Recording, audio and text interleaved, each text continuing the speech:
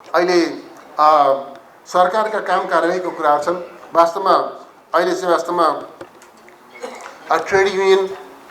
Trade union right भनेको यो चाहिँ के छ भनेदेखि ग्लोबल्ली यो कम्युनिस्टहरूले मात्रै होइन, डेमोक्रेटिकहरूले मात्रै, संसारभरि चाहिँ एउटा मान्य एउटा अभ्यास हो ट्रेड युनियन राइटको विरुद्धमा, विद्यार्थीहरूको सङ्गठित हुने, उनीहरूको अधिकारको विरुद्धमा जे जस्ता कुराहरू भइरहेका छन्। अरू पनि कतिपय जनसरोकारका विषयहरूमा जसरी चाहिँ नेग्लिजेन्सी, त्यसप्रति नजरअन्दाज गर्ने खालको कुराहरू भइरहेका छन्।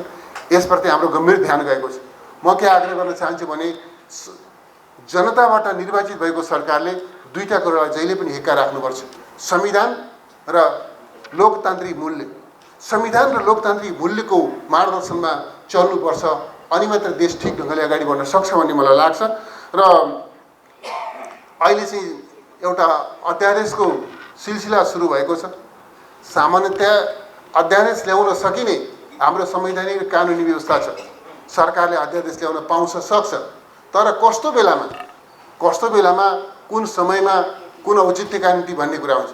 जब सुविधाजनक बहुमत छ र संसदको बैठक बस्ने चाहिँ त्यो समयको नजिक छ भने त्यस्तो अवस्थामा स्वाभाविक रूपमा अध्यादेशको बाटो होइन, सदनको बाटो, संसदबाट कानुन निर्माण गर्ने यो बाटो हिँड्नु उचित हुन्छ भन्ने मलाई लाग्छ।